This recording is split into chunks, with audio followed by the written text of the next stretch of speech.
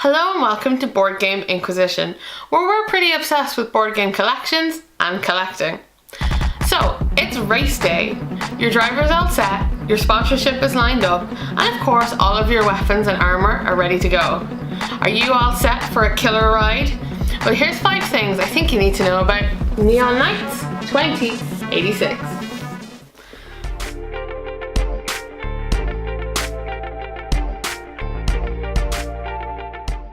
Neon Knights 2086 by publisher Bored to Death sets you up as a race car driver in a futuristic setting. And this is the kind of world where there's a really big divide between the haves and the have-nots.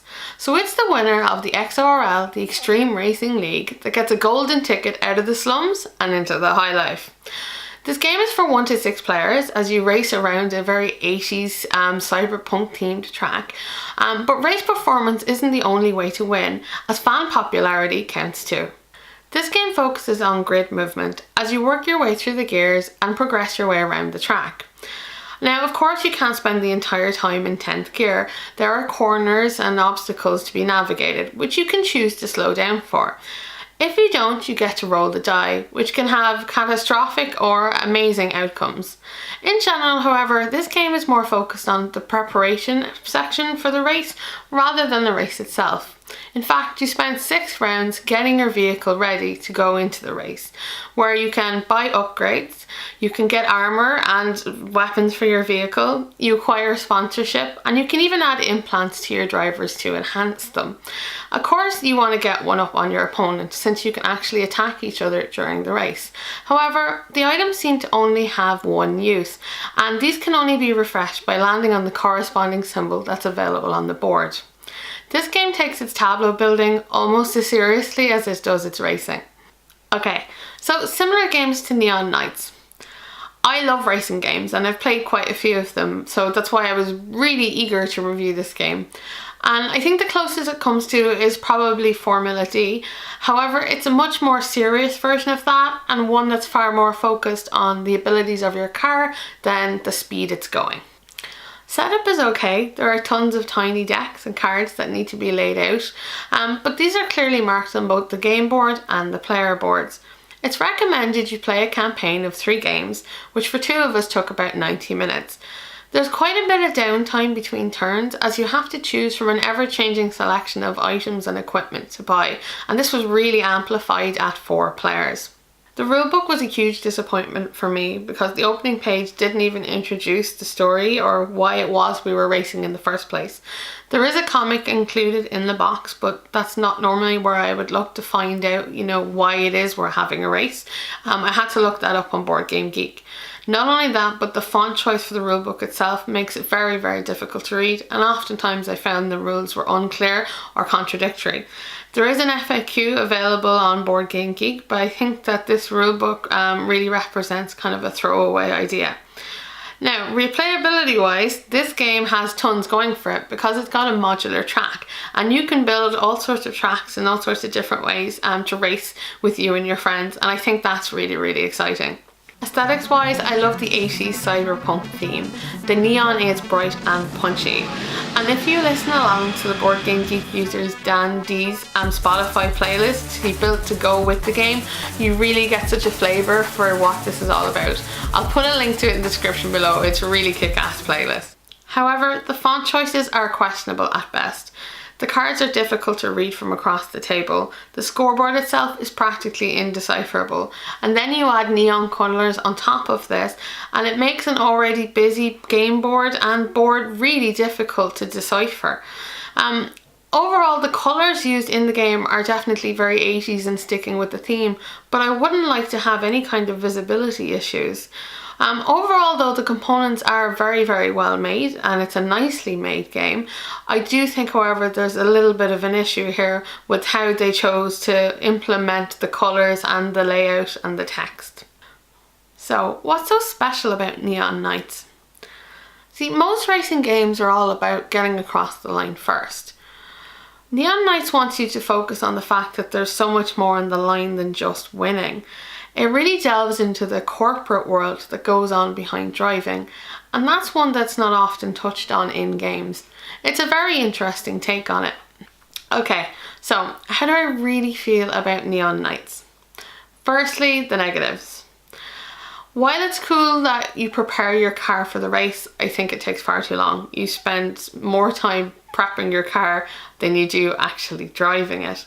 My second point comes to the fact that this game isn't very difficult, but it is very busy. There is a lot of cards going on, there's a lot of things to upgrade. And on the one hand, that might seem like there's a lot of things to do. The problem I found was that I didn't get invested in any of these things because all I was doing was upgrading and replacing them when available. And everything became just specific stats. And even if I had decided that I wanted a particular gun or whatever for my car, the chances of it still being there by the time it came back round to my turn pretty much slim to none. So I didn't get invested in this gearing up my car because all it really was an exercise in upgrading items and without really caring what any of the items were. Next problem I have is to do with the quality of the cards themselves. In particular the fan bets. So fan bets is an action you can take where you'll get bonus points if you complete a particular objective throughout the race. And the bonuses for what you get for these seem to really vary quite randomly. And oftentimes we're the difference between somebody doing better than somebody else. When you take a fan bet, you get one card. You don't get to pick multiples, like Ticket to Ride, you take 3, keep 1, or keep whatever. You only get one. Now you can buy multiple ones, but the notion of it being so set like that was strange, and I thought the variation between the rewards for them just felt a little bit odd. My final problem is that this game is incredibly luck driven, and there are very little penalties for taking chances and having them go wrong. So for instance, when you drive through a corner, if you're going too fast, you have to roll dice, and on the dice are the options of you can get injured, or you can make it around the corner and your fans will cheer for you and you will get victory points. And I think that's cool, the idea of your fans cheering for you.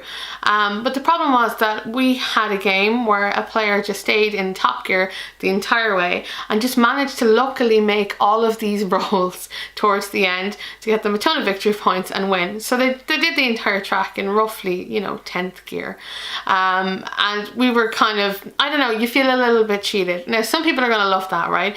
The chances of him rolling that many cheers instead of damages, really, really rare. Maybe it's the kind of thing that you'll enjoy as a special moment, but generally speaking, most games there's a negative for pushing it too far.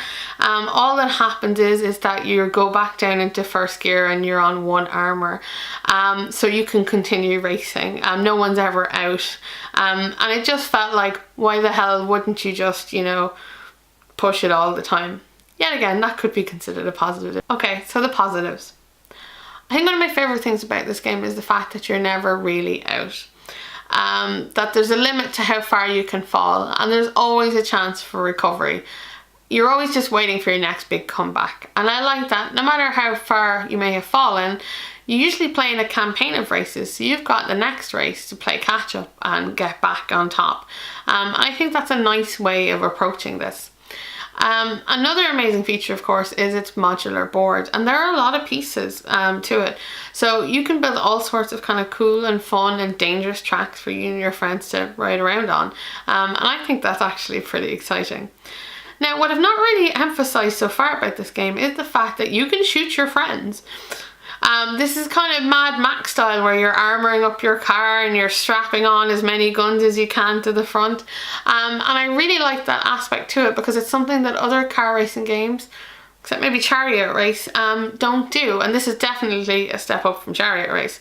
Now, of course, it's not the kind of game where you're continually shooting at your friends. Your weapons are limited, so you've got to think about it more strategically, but I do think it's a really cool and interesting aspect of it. So, do I think you should have Neon Nights in your collection? For me, this game has a little bit too much style over substance. Is it the best racing game I've played? No. Is it the best 80s cyberpunk racing game I've played? Yeah, it is. And I think the people who are going to buy this are those who love the theme, because that really is its strongest suit. You've been watching Board Game Inquisition. I hope you enjoyed this video. If you did think about subscribing, or if you've got any comments or queries you'd like to make about Neon Night, please let me know. I'd love to hear from you in the comments below. And until next time, I'll be here playing games, asking questions, and of course perusing my collection. Take care.